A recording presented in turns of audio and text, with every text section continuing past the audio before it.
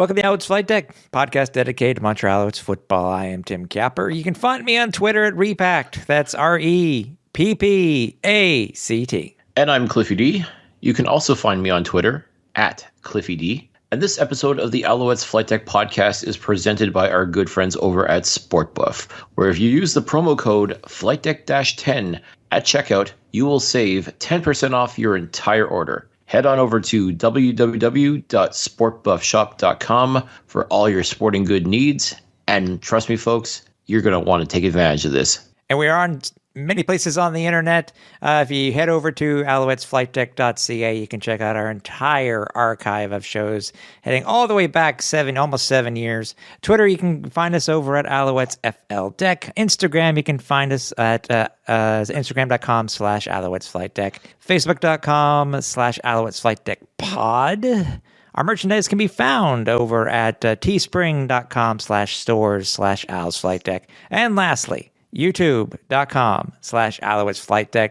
And obviously to thank you, we will be doing the draw within the next couple of episodes to give away that brand new Delta jacket. Cliff and I have been rocking it for the past couple of years. We love it, and we hope that you do too, whichever one of you is so lucky enough to win that brand new jacket. Well, it's not the ending we had hoped to have.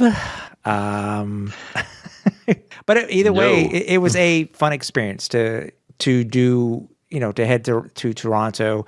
Dude, that's only the second time I've actually attended an Alouettes game in Toronto. Really? Yeah. Yeah, and my first one at BMO. So we have a lot to talk about, obviously, besides the game itself. But it's only my second game, and my last game, it was forever ago. And the Owls got shellacked over at Skydome. They got their butts kicked. And I remember leaving the arena. I was with my wife, and leaving the arena, I think I had a jacket on at the time. I was wearing one of my game-worn jerseys, and a Toronto Argonauts fan noticed it and said, "Let's see your jacket. See what are you wearing under there?" I showed him, and I took the ribbing, because we got our asses handed to us. So some days you're the hammer, some days you're the nail. That's right. Before we talk about, obviously this disappointing loss at the hands of the Toronto Argonauts, in the Eastern Final for the first time in quite a while. Let's talk about BMO. For these of you who have not been to BMO before, it was my very first time being to BMO. But the trip itself was fun, dude. I mean, I think you had made mention that we make the trip. We did. Got great seats. Oh my Lord. First, we have to. The seats are just absolutely amazing. StubHub does great things when you look at the right time. I will be honest with you. But all in all, I think I said to you in stadium is that BMO is a very unique stadium, but it's not your typical stadium at all. I mean, it really is made for soccer. Let's just be honest. It's made for soccer. It's not concrete, it's steel and metal, and there's hardly any concrete in this place. It's not like what you think for Regina or what you think for Winnipeg or for Percival Molson, those type of things. But this place is perfectly made for football because our seats, there really is no place in this stadium where a bad seat is available. Yeah, the sight lines are pretty great, as you said, just about anywhere. Comfortable too. I mean, like they are actual seats, not like at Percival Molson where it's aluminum benches on top of concrete, as we talked about, which has a charm all of its own. But there's something to be said about sitting in an actual seat, and BMO definitely does provide that. You're right; it was definitely built primarily for soccer, even though at the time of the build they did say it was going to be a multiple-use stadium. But all things being equal, it was built primarily with Toronto FC in mind, and the Argos were kind of an afterthought. It was one of those things like, well, sure, if they ever want to come and play, if they're not happy with the Skydome, I guess they could come play here. Probably thinking, well, that'll never happen. But lo and behold, they arrived, and I know a lot of soccer fans are always concerned that their precious pitch is going to get torn up by all the cleats in football. And Yeah, that does happen. In fact, one of the best jokes I've ever heard regarding BMO Field was the halftime entertainment is going to be outstanding. It's people replacing all the divots that have been left on the field. I even saw And them. sure enough, I thought it was a joke, but sure enough, at halftime I was looking, and lo and behold, there's a whole bunch of people there with tools and whatnot, just kind of trying to just fix up the field as best they could. I'm like, man, this is real. This is really real. It's funny. They're just about to mention that exact same thing. And what's noticeable is that I don't know if you see it in any of the other fields. I guess this is the way the type of grass is there and stuff like that. Is that they brought up those mats where the players could scrape off their cleats. Yep. And to be honest with you, I don't know if it was because of the rain that we had. Maybe it was a little slick. Maybe it was a little soft. But I think it really didn't play that big a factor. But in a couple of the plays that I saw during the game on Sunday, the turf reared its head. It really did. It did. Yeah, there was quite a few times where guys were just slipping, and like just when you thought someone was going to break out at an outstanding play, whoops, they end up flat on their ass. Mm-hmm. Yeah. So, and I think I attended my first non-Alouettes CFL tailgate. That was fun. I met a lot of people. For those of you that I met, it was great meeting you guys. I know there are a lot of people there that I didn't. I'm a very quiet guy, as you know, Cliff, in person. I can be, and I'm just really just there to, I'll just take everything in and stuff like that. But it was great to meet a lot of the people that were there, and it does show, even though from what people see on TV, the Argos do have some very dedicated fans. They really, really do, and it's true. It's true. Yeah. Is people like giving them the gears because they don't have the best attendance, and people will have to wonder, like, do fans even really truly care? Like, how in a city of 8 million people in Toronto, how come they can't even get 20,000 into a stadium on a consistent basis? And okay, that's a fair comment in a lot of respects, but the Argo fans that were there, you could tell they're dedicated. They love their team. They bleed double blue. There's no question about that. And you could tell that they really were looking forward to a great game. They wanted to create that atmosphere in hopes, and probably expecting a whole bunch of what I'd call casual fans. They were just probably taking their first game for the first time, seeing the tickets were not terribly expensive, in hopes of trying to fill the stadium as much as possible. And like, hey, if we provide that great atmosphere that everybody expects out of a football game and from a football team, maybe they'll come back. Maybe they will make that choice. Like, hey, this was a lot of fun. I remember going to that game back in November. That was a blast, and the Argos won. Mm-hmm. Yeah, I'll go check out a regular season game, or heck, I may even buy season tickets if they're not that expensive. And sure enough, I think credit to the Argos fan base. They did a great job with the tailgate, and I have to believe like a lot of first-time fans that were there at BMO Field for the first time are probably looking forward to June of 2023 to be able to say, hey, yeah, I had a blast at BMO last year. I'll go check out a game for sure. Mm-hmm. No, for sure. I mean, the sidelines are perfect. It's funny, the TSN and RDS broadcast really centered when positive things happened. They really centered on Owls fans, and we got on TV again. Third time this year we've been on a TSN broadcast. I know we showed up a little bit more on the RDS broadcast from what I'm understanding. Yeah. But let me ask you one question, though, Cliff. I mean, all the positives about this. I mean, the sightlines I felt were perfect. I mean, obviously the game itself. I mean, the game was exciting. With the Owls being able to, they came close to coming back from that 19-point deficit. Do you think FOMO was created for this game? Because the announced attendance of 21,000. Yeah, no. Not the way that they were making this sound, because we met up with what's the gentleman's name again? The Argos PA announcer. Adam Goss. I don't know if it's Goss or Gossi. If I'm screwing up your name, I apologize, but I'm pretty sure it's Adam Goss. Yeah, and he was saying that they're expecting about 21,000, which funny as it sounds, that's exactly what they announced later on, by the way, because it wasn't announced at first. But do you think FOMO was created for this game? Because, as I said, I mean, yes, I understand it's the type of game you want to create as much hype as possible, but to me, the butts in stands did not equate the level of FOMO that was created. I think that's a good way of putting it. I mean, yeah, I saw, they announced the attendance to 21,000, and I think that's a very generous number, and it could very well be that's how many tickets were either sold or given away. But actual butts and seats, I would say closer to 17, which again is still not terrible. But at the same time, this is like a semifinal game. Like this is your team has the opportunity to go to the championship game.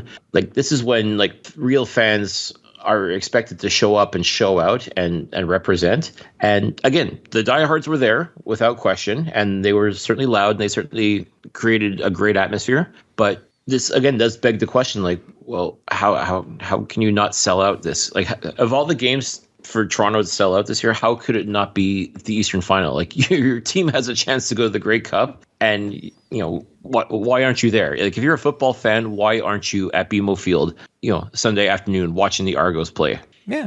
And again, I know a lot of people will have their reasons. Like I know some people, whether it's due to health concerns with COVID still, or just getting out there. I mean, okay. From where we were staying, we looked it up on the Go Train app, and it just didn't make any sense. It was so back-assward, as I mentioned on social media, that it was like you have to take the train to go back to Central Union Station and then grab a bus. It didn't make any sense because when we were there, when we were leaving, people were going up there to grab the Go Train to leave. Mm-hmm. Maybe it was a matter of fact of where we stayed. But we still came out like gangbusters anyways, by where we were able to park and how close we were to the stadium. So, But, and leaving the place, you would think that there would be an entrance directly onto the highway. One would think. No. When you plugged in where we were located for parking, maybe it was different. Maybe it was different if we were parking in the parking lot. Maybe. But still. The way it sent us, it was stupid. Did we spend another hour, 45 minutes or whatever it was, just trying to get onto the highway? Easily.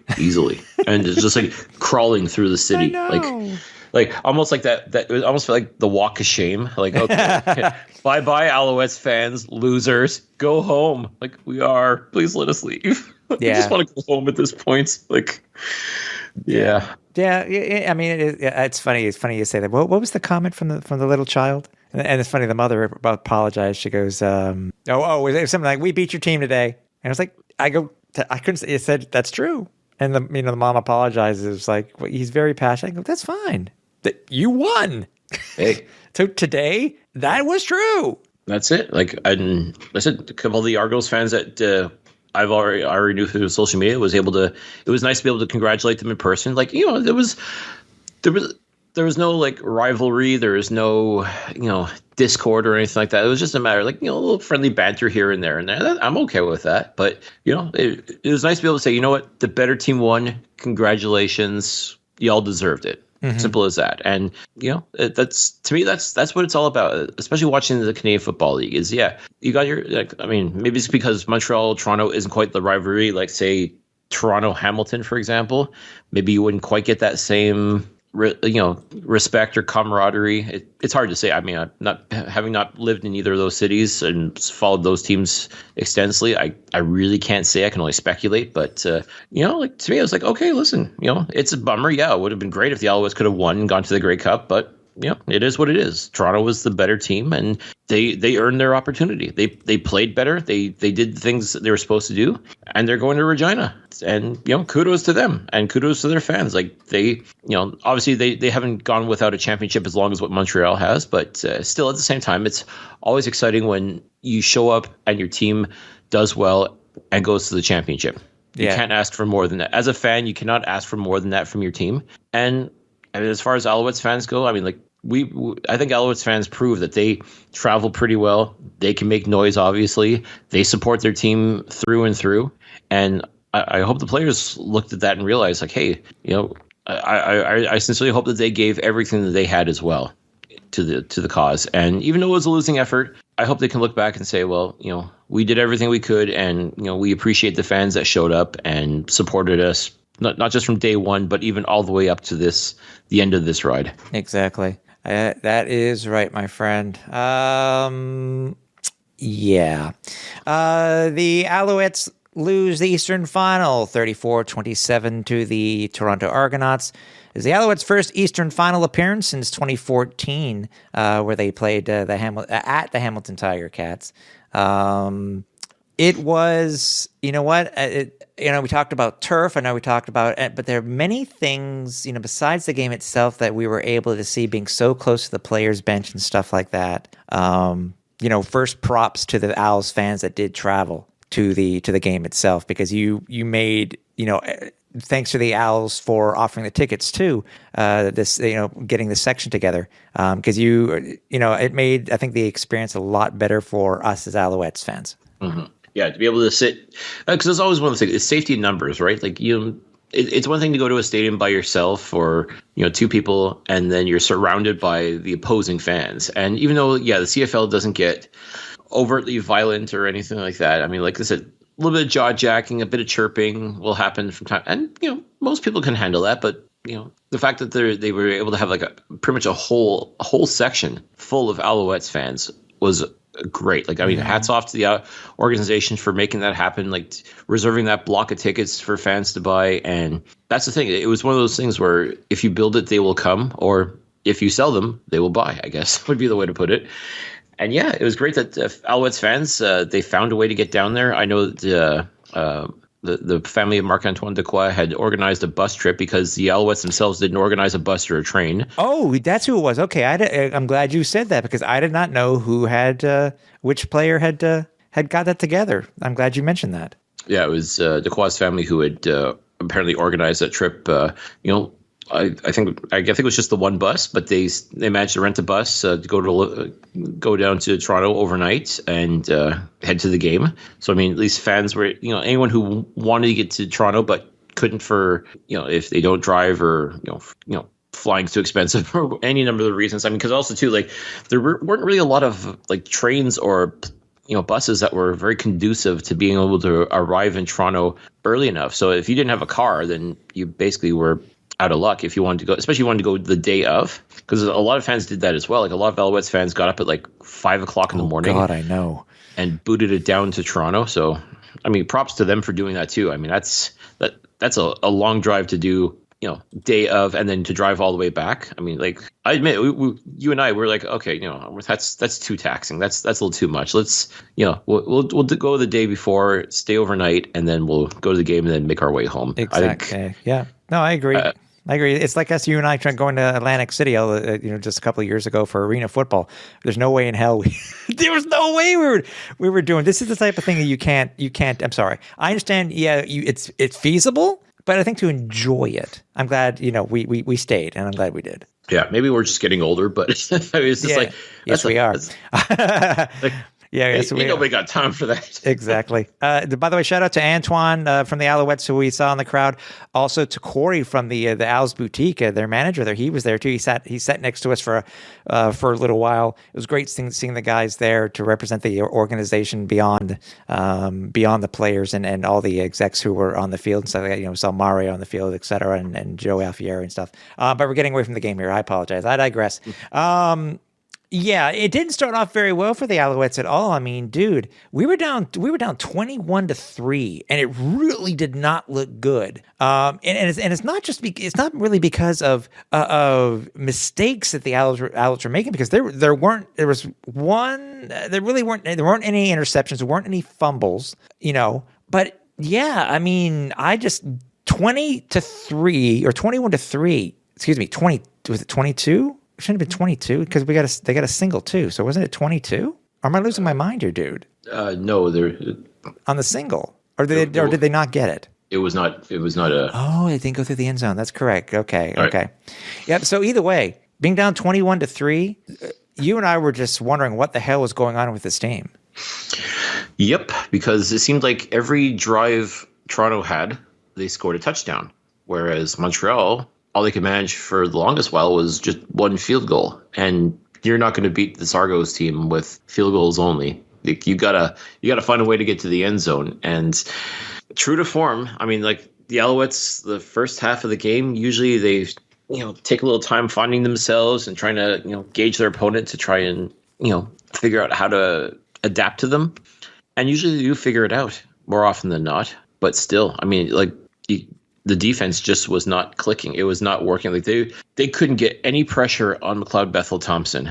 And he was just making plays happen left, right, and center. I mean, there's just no answer for him. Like literally no answer for this guy. Yeah. No, there wasn't. I mean, and on top, and not only at the time where the offense wasn't clicking at the time, it just seemed that from what we saw last week versus Hamilton and how much we dominated the O-line, as you say, we couldn't get to Macbeth at all, couldn't get any sacks. It's just that the defense was not, it wasn't what it was last week, and that was the problem. It's just the defense in the first half just seemed to be non-existent. And anything more that could explain that would be the total breakdown on that Chad Kelly, the 46-yard touchdown on a 2nd and 1. There was not a Alouettes defender in the area code. No, I mean, this was far beyond. They were caught with their pants down big time. I think everybody was really, but I mean, like, holy crap. I mean, for DeVaris Daniels to like be perfectly still, like to not tip them off at all. Like they had literally no idea he was going to go off like that. And for Chad Kelly, I mean, that the cojones to be able to do that. Now, maybe it's because it was 2nd and 1 and you're like, oh, what the hell? Let's try it. See what happens. It's just one of those BS plays at times. You're just like, they had no right making a play like that, but it's only crazy if it doesn't work, right? And sure enough, yeah, you can't even say blown coverage because, I mean, they didn't know. Yeah. There was absolutely no indication that DeVaris Daniels was just going to saunter off like that. And he was on an island. He was all by himself. Like, okay. And he just strolled into the end zone at that point. Like, wow. You can't even be mad at that point. You're like, oh my God. Yeah, it was like, what else could go wrong? And by the way, I was wrong. There was one, which I'd forgotten. There was that one fumble by the Alouettes, which, obviously Toronto kept. They could, even though there was a penalty for pass beyond the line of scrimmage. So, I mean, just like I said, just not the best move at that point. I mean, not the play I would have called, but listen, you at that point you're throwing stuff out there. You got to try to see if you can make something happen. And yeah, I think if you go back, I think Trevor Harris would have loved to have had that pass back all day long. Oh, I think so too. Now, speaking of Trevor Harris, that's where the Alouettes actually started to get things going finally, and they really did they made it a fantastic effort to get back into this game. And this is one of the things I was telling you about before, about things that you could see that you normally wouldn't be able to see where we usually sit over at Percival Molson. So first, the phenomenal catch and touchdown by Tyson Philpott, upcoming star, and he's just a rookie. And it just sucks that who he's going up against this week, for the CFL awards. It's just tough that he's going up against somebody who was better than him this year in shown for Winnipeg. But man, that touchdown, some of the stuff that Philpott did in that game were very Geno-esque. 50-50 balls, just going balls to the wall out. And one of the things that I had noticed after that first touchdown, I think it was after the first touchdown, where you saw Trevor Harris come over, and you just think he's just sauntering over during what he's doing after game itself. You actually saw him make a specific motion to the fans during the downwards thing, like calm down, don't get riled up, things will get better. They did. And I think that impressed me for Trevor, showing that he's not only there to play for the Alouettes, but he's also there. He was playing for the fans that were there to support them. And it really impressed me. I mean, it's possible that, we've seen that VA did the same thing in years past, that Schultz did in years past. I don't know. I can't remember off the top of my head, but this thing, because we were so close, being able to see this, the Owls got back into this game, didn't they? They did. And yeah, I mean, that's what we were promised when we required Trevor Harris. Was we were promised veteran leadership. Like, this is a guy who has been there and done that by and large. I mean, he still hasn't won the big game by himself, but I mean, he's been to Grey Cup championships. He's won Grey Cup championships. So he knows what it takes to win, and it just something simple like that kind of shows that, okay, yes, having an exciting hotshot quarterback is great, and has its value. But at times, sometimes you just need that steady veteran hand that will just say, listen, trust the process. We've got this. We will get this figured out. And that's what Trevor was able to do. And once again, I mean, decent stats for sure. Very decent. I think if there was a stat, his total stats, which I'll talk about in a minute, there was something that was mentioned, I think, on the TSN broadcast that Trevor ranks number 1 in the CFL playoffs when it comes to yards, passing yards per game. I think it's a minimum of 5 starts, and he's well over 350 yards. I mean, that's impressive. I mean, once again, like, he didn't panic. There was times where I really felt, if anything else, this O-line of ours kind of hung him out to dry. Like, there's times he just couldn't make anything happen. Yeah. And even though there were only 3 sacks, that's what's funny about it. There were only 3 sacks, but I totally agree with you. Yeah, like, there's a lot of times where the pocket was just collapsing around him. And to his credit, he was able to get out. And even if it was an incomplete pass, at least you're not taking the sack or just making a poor decision. I think that's really what it came down to. Was he was very calculating with a lot of his throws. Nothing was errant. There was no, like, he's not the gunslinger type, and that's fine. I think in this case, slow and steady could have won the race. The problem is they just ran out of racetrack. That's really what it came down to. I mean, and being down 18 early really didn't help. But again, like, that's the thing. Like, you can score all the points you want, but if the other team is scoring more points than you, then that's a problem. And that's something that you can't blame on you can't blame Trevor Harris for the Argos scoring more points. I mean, I hate to say it. I mean, it really was the defense that cost this game for the Alouettes. I agree. By the way, I mentioned it and I didn't give a chance to respond. What about Philpott and how he played? My God, we are so lucky. We are so lucky to have a Tyson Philpott on this roster. Rookie Tyson Philpott.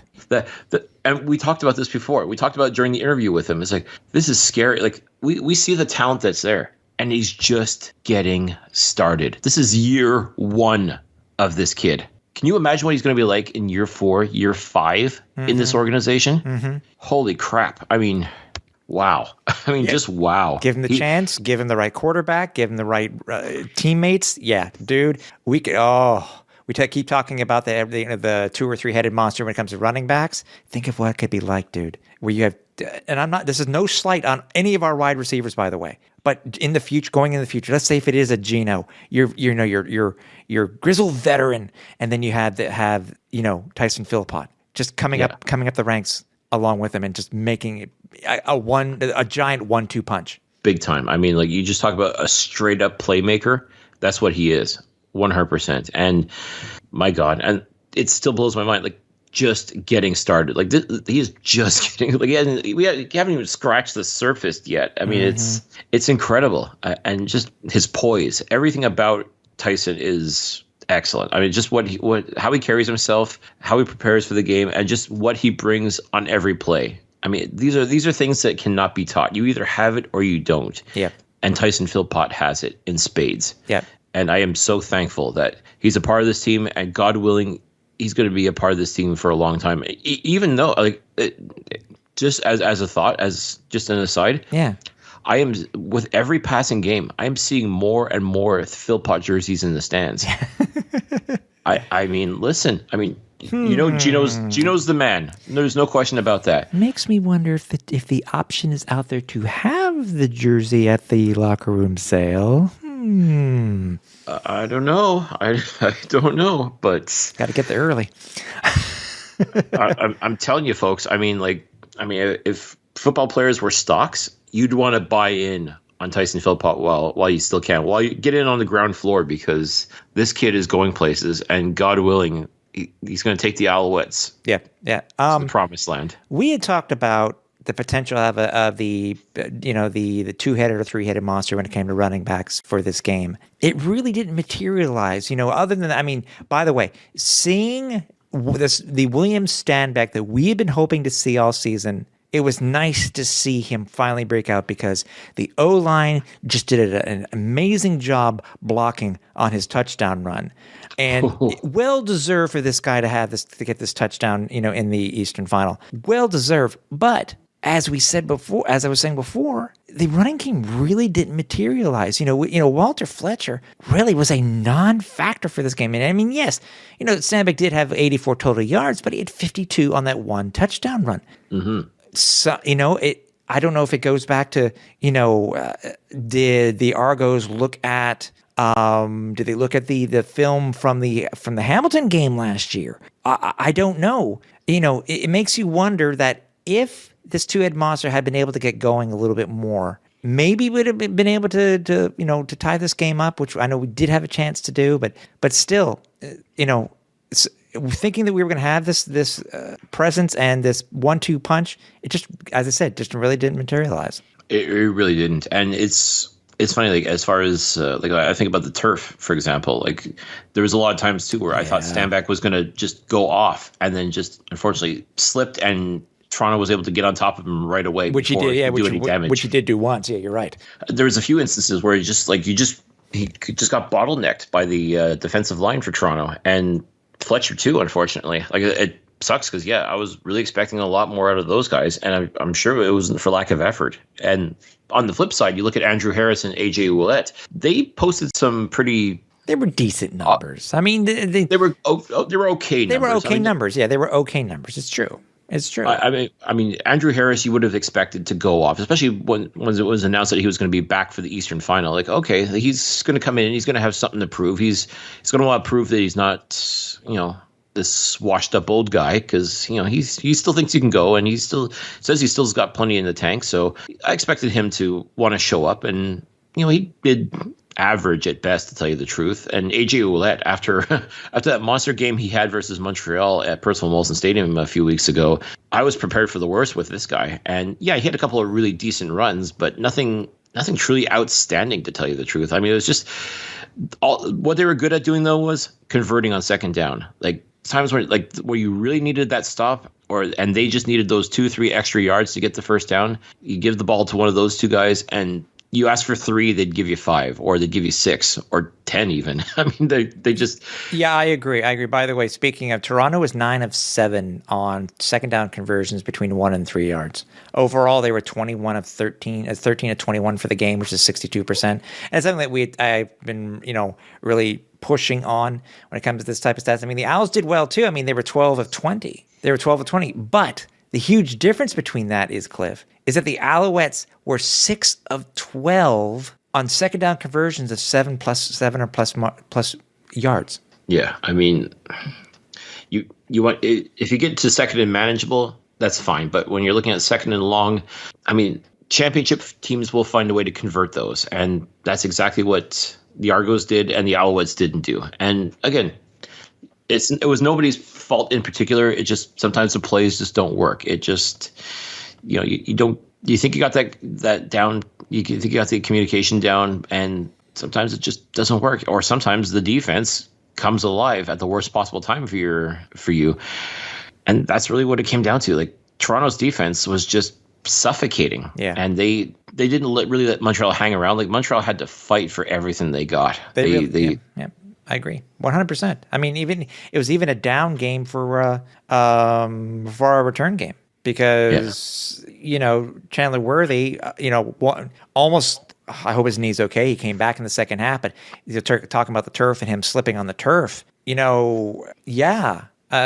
Again, it says everything that went well last week, just certain things just did not come to fruition this week, and that was the problem. By the way, obviously with the change in because of of his sickness, but what do you think of the playoff debut of Cole Speaker? It was a pleasant surprise, and he put in a very solid effort as well. I think the coaching staff had to remember how he did. Was it 3 weeks ago in Toronto for the last regular season game? I was like, well, this guy obviously knows how to play at BMO Field. Definitely deserves a shot, and made the most of it. I mean, definitely put in a solid performance. I think we would like to see a little bit more of him, but I can't help but wonder too if Toronto was kind of scouting him actively just a little bit too. Like, obviously, you're going to pay attention to the Jake Wienickis, the Gino Lewises, and Keon Julian Grants, but I can't help but wonder if maybe this defense was just kind of eyeing this kid wearing number 80, and it's like, oh, okay, you get a man on this guy because you let him loose and bad things will happen. Yeah, exactly. This is where we got to give the props, man. I mean, Trevor Harris, 25 of 30, 83%, 362 yards, and 1 touchdown. Stanback led the team, 12 receptions. 12 carries. 12 receptions would have been amazing too. 84 yards and a touchdown, an average of 7. Rookie Tyson Philpott, 8 targets, 8 receptions, leads the team with 127 yards, a touchdown, and a 2-point convert. Geno Lewis, 5 receptions, 83 yards. Cole Speaker, 4 receptions, 66 yards. Jake Winicky, 4 receptions, 47. KJG, 3 for 3 for 34. And William Stanback, 1 for 5. Again, it's playoff Trevor Harris. And, it just goes to show with the stats. But, I mean, again, it's frustrating because we just felt that the defense just was not there. And unfortunately, in the fourth quarter, when the Alouettes are trying to do their stuff, it is... they give up the touchdown literally at the buzzer of the third quarter. Kind of takes away all the momentum that they had. But then the Alouettes have a horrible fourth quarter when it comes to penalties, and most of them were on the defense, and it just took them out. They weren't able to get the ball back at the end of the game and potentially tie this thing up. But the fourth quarter was not very good for not only for the offense, but it just was not good for the defense. No, I mean, at a certain point, you've got to rely on this defense to get those stops. I mean, you don't have to, cause a turnover necessarily or, do like serious damage to the opposing team. It's just, all you got to do is just force a 2 and out once in a while. And that was a big thing. Like, they just couldn't do that. They were just, they maybe had 1 or 2 at the most. I mean, every other drive, it felt like several plays and almost always the opportunity to score. I mean, this defense at times can bend and not break, but man, they just gave up too many big plays. Lots of guys, unfortunately, were just getting burnt out there or just blown past. I mean, it was not their best day, and I can't say it's completely on the players. I can't say it's completely on the defensive coaches, but I mean, I think everybody's got to take their ownership of this and say, listen, this was not the best game. It was unfortunate, like just a bad day at the office for 1 or 2 guys, and just at the worst possible time.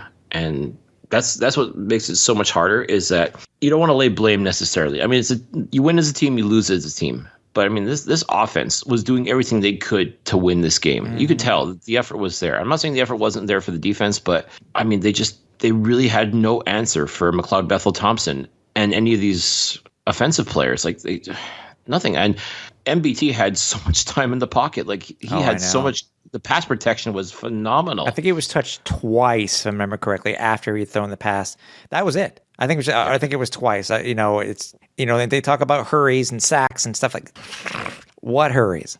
What sacks? No, he was like. You want to go in. Ideally, you want to go in there and rattle his cage, and his cage was not rattled in the slightest. I mean, he was just cool, calm, collected the whole time. I mean, yeah, he wasn't perfect, but I mean, I don't think he really truly made any mistakes. No, I won't say it wasn't a perfect game from him, but I mean, like, pretty darn close. He was like just methodical in just the way he just went about his business. And even if he didn't complete a pass, no problem. He leaned on his running backs and they would get the first down and reset everything. And it kept going and kept going. And this Alouettes defense just had no answer. Like, they were just like stymied by him. Yeah. And the offense. Yeah. The pass interference call on him, he's lying about not really midway through the third yet. The fourth quarter. After watching it again, I can understand why it was called. I mean, I think Navis actually fell or was tripping. Again, it may have been the turf again, and tugged on the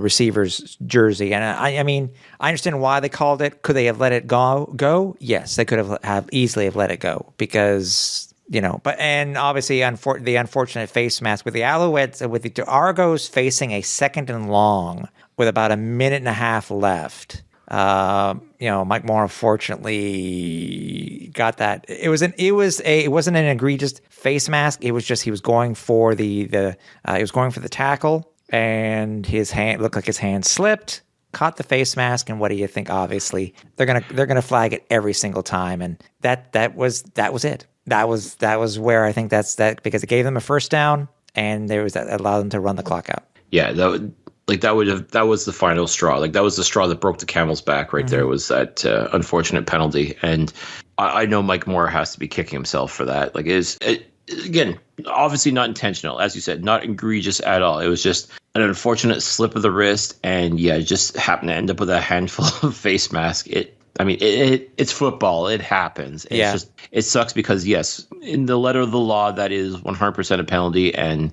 there's really nothing you can do about it. And that essentially was what iced the Alouettes for good. Like any sort of possible hope for a comeback or trying to force that 2-and-out that I kept talking about, them trying to force. Which we needed, because Trevor Harris said in his team-ending interviews, which, by the way, if you haven't watched, go watch it on YouTube. There's so much golden stuff.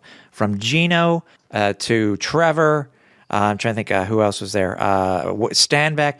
All the name guys were there. And it's, Trevor actually said, and I actually agree with him on this one, Cliff. Trevor said he felt that the Argos did not want them to get back on the field in order to give them a shot to try for that tying touchdown. And you know what? Toronto did what they needed to do with the help, unfortunately, from the Alouettes defense. See, that's the thing. Because I think Trevor could have done it. I easily think Trevor could have done it. Trevor even said, by the way, that he I don't know if he was joking, but he said that if he had gotten the chance when he was going on the field, he was going to say to Danny, when we score this touchdown, we're going for 2. That would have been ballsy to go to the Grey Cup. If only we had had the chance. If only. And that's the unfortunate thing. And, I can appreciate that sort of bravado. I mean, and of course, hindsight's always 20. It's easy to say that when you're, on the losing end and, doing the postseason wrap up to have that. But but again, great interviews. People, you got to go watch them. Go watch them. It's well worth the hour. Yeah, it really just came down to, unfortunately, like so many self-inflicted wounds. That's really what it was. Which has been the story of the season, unfortunately. When it was Danny and when it wasn't with Danny, know? And that's the thing. Like, coaching is always going to get blamed for the lack of discipline, and, rightfully so. I mean, you gotta let your players know who's the boss. And again, when you got players that just, I can't say that any of these penalties were just selfish penalties, but they still happened. Yeah, exactly. I agree with you. That's the hard part, is that it happens in the heat of the moment. Things happen, and you get your hand caught in the cookie jar. You're going to get punished for it, and that's really what it came down to. Was the Alouettes, unfortunately, they just got caught at the wrong possible time, and just when you thought, okay, just if they can just get that break, just get that one opportunity to make something happen. Yeah, I have no doubt in my mind that Trevor Harris could have put something together and gotten this team, get this game scored, maybe get this game tied, and possibly go into overtime, which we know anything can happen there. But I mean, like this, the defense unfortunately just didn't do any favors. I mean, that's the hard part. That's more disappointing than anything else. It's just a lot of this stuff was just self-inflicted. Could have easily, I wouldn't say easily prevented, but it could have been prevented. Let's put it that way. Yeah. And it's easy to look back on it now and say, well, you shouldn't have done that. You shouldn't have done that. Okay. It happened. Yeah. The what ifs. And we talked about this on our way back, on our drive back. The what ifs if Tyrell Richards had been there all year. The what ifs if Greg Reed had not gotten and torn his ACL in the first week of the year. The what ifs if Michael Wakefield had not had to be a game time decision, because a game time healthy scratch because of with her Herdy being sick and having to make that change because of the ratio. Who knows? It's all what ifs. It's all what ifs. And hopefully in 2023 there will be a difference. We got so much to talk about this offseason. Oh my God, dude. My God. Perhaps the biggest what if. What if the Alouettes could have traded for Jagarrett Davis at the deadline? Oh, no kidding, eh? What a dude. For those of you who don't know, by the way, this dude is going to his 6th straight Grey Cup. And even crazier, his 6th year in the league. I know. He only knows how to play in a Grey Cup game. Doesn't always win them. He's only going he's 2 for 6. But still, if Jagarrett Davis is on your roster, you can pretty well pencil yourself in to play in the Grey Cup. You may not win, but you will at least play in the Grey Cup if Jagarrett Davis is on your roster. Yeah. So, I mean, I couldn't think of a better bargaining chip when free agency rolls around for him. It's like, that's all I would say. I'm like, well, what can you offer? Hello? Yeah. Grey Cup. I'm there. Or were you there last year? Because I was. It's gonna make. I said it's gonna make for some great conversations when we do our free agency show and stuff like that. By the way, we still have to give a shout out to Nick Usher. By the way, the dude balled and was able to come back, and it looks like I don't know what his actual status is as we're taping this, but he looked like he actually may have tweaked the same knee. Poor guy. I mean, this is a dude that just, as you said, he plays like his hair is on fire. He just gives everything, and leaves it all out there on the football field. I mean, that's the kind of guy you want on this team. You want him as part of that defensive line. He is just a straight up baller, and so happy to see him back in the lineup and competing, because you knew he wanted this just as bad as everybody else did. And then to, as you said, if he did tweak that knee again, that just sucks, just flat out sucks. And all we can hope for is a speedy recovery, and hopefully when June 2023 rolls around, wherever training camp's going to be in Quebec this year, I sincerely hope number 10 is there and raring to go as always. Exactly. Lastly, for this week's episode, and yes, I did not say it's this week's episode. We still got a couple of shows to come up. Obviously, we got the draw to come up for the Delta Jacket, and we have at least a couple more into us. We got some stories from Cliffy, because him and his significant other are heading out to Regina tomorrow. So as we're taping this, it was announced today the CFL's All-Star teams. The Owls only had one player, and it was well-deserved, obviously, with Gino Lewis making the CFL All-Star team. Surprised that we only have one guy on the All-Star team? A little bit, considering the talent that we do have. But, I mean, like, you're talking about truly the best of the best. And I guess I'm a little surprised because, I definitely do think we have some very, very talented players. I mean, my goodness, we've got... Like you think about the Alouettes that are up for awards at the CFL Awards later this week. Do you think those guys would have been on the All-Star team as well? I mean, if you're good enough to be nominated for a league award, one would think you'd be almost an instant All-Star, because, I mean, like, they don't just hand these out like nothing. So I don't know. I call it bias, us being biased, but I definitely think there could have been one or two more Alouettes for sure. I mean, that's not to take away anything from Gino, because let's face it, the guy is but you got to admit though too, one of the surprise ones, obviously, with total brain freeze. When it comes to special teams, I'm very surprised that Jagarian Grant got the nod. You know what I mean? Because well, he's a straight up playmaker. There's no question. I know, but still, I felt that we should have at least been in the running for that. I mean, I'm looking at what it is. I mean, only where we are, we're 9-9. I understand that, and we only get one guy. Yeah, and didn't Ottawa have like 3 or 4 players? Looking at it now, Ottawa. I mean, yes, Ottawa had one. Oh, Malden. Yeah. Yeah. Okay. But still, it's. Then I stand corrected. But yes, I mean, it's really hard to believe just with the amount of playmakers on this team. And like I said, you want to call us homers, we're fine. Call us homers. But I mean, I expected Worthy to get there. He's nominated in the final, for F's sake. Hey, watch the harsh letters. I mean, it floors me how guys who are nominated, look at the people who are nominated and look how many made the All-Star team. No. It is what it is, unfortunately. But props to Gino. He's definitely well deserved. I mean, he definitely deserves all the flowers this year. There's no question. And I sincerely hope that when it comes to the most outstanding player award being given out this year, like, not to take away from Zach Collaros, because he definitely had a great year as well, but he gets to go for his 3rd Grey Cup ring. How about letting Gino have this one? Let him have the most outstanding player. What's it going to hurt? I would give Collaros an MVP. I agree with you. I think Gino should be the MOP. Yeah. I really do. Yeah, unquestionably. And we got 3. Again, we had three of them coming up. They're going to be tough. Tough riding either way. I still think that I think it's the last time 2 out of 3. It's going to be tough. I really do. It's just, but either way, we'll talk about it in the future shows too, because we'll get all the deets from Cliff for next week's show.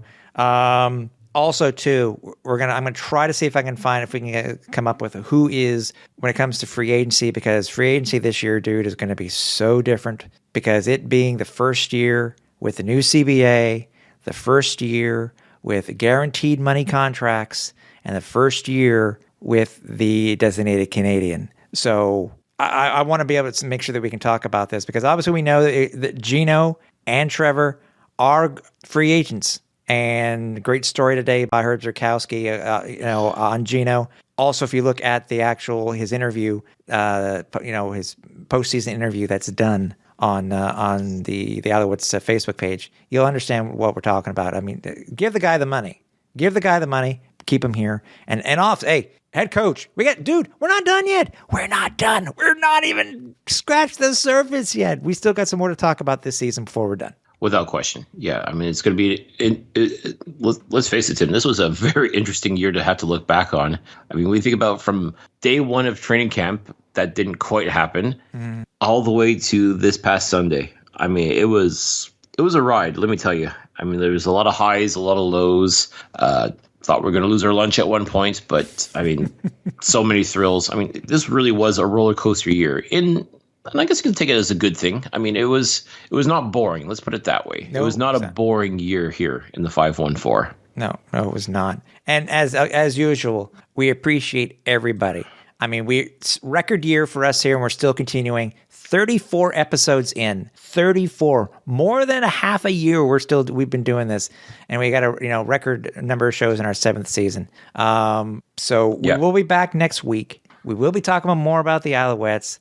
We got a lot of things coming for the off season, but mainly, first and foremost, Cliff, you, Manon, safe trip. Have fun in Regina. Bring us back some juicy details. We want to hear all about it, and obviously, we'll talk to you next week about it. So, again, I hope you have fun, buddy. Oh man, I mean, I'm so excited to be able to go see. Even though I'm disappointed that the Alouettes aren't going to be there competing for the Grey Cup. In a way, it's kind of a blessing in disguise in the sense that at least now I can go to Grey Cup week, have a blast. There's so many great people that are going to be there, and looking forward to reconnecting with people after the past couple of years being off. I mean, it's I mean, Regina is just going to be a blast. It's hard to believe people are excited about going to Regina, especially in November when it's going to be cold as balls. But no, it's going to be a lot of fun. And Grey Cup week is always a blast. It's always an adventure for sure. Whether your team's in it or not, you're almost guaranteed to have a good time there. So I'm excited. I'm excited to get out there. I'm excited to, see a whole bunch of people. Definitely I'm going to be promoting the podcast as much as I can and just letting people know, hey, if you haven't already, please check us out. Please subscribe. Please let us know. Check out the interviews that we've done this year. We've done a lot of interviews this year, Tim. Yeah, I wanted to count them. To talk. I wanted to count them all and see how many we've done. It's been, by the way, it's only supposed to be -3 on Sunday. You're getting away easy considering what it is right now. So -3 is not that bad, dude. Yeah, but it's getting there is, once we're there and then it's, minus teens, like late teens, like, oh Christ. Yeah. I know. I'm dreading the idea that I have to pack my winter gear, like literally pack winter gear. It's like, ugh. Yeah, I know. But you know what? We'll do the thank yous for all the interviews that at our season finale show. But again, Cliff, have fun, dude. Or I'm looking forward to speaking with you when you get back and sharing your stories with everybody here on the pod. So again, we'll be back next week. Again, I said we have a couple more shows left in our broadcast season. So we'll talk to you guys next week. So for everybody here at the Alouettes Flight Deck, for Cliffy D, I'm Tim Capper. We're on Final Approach.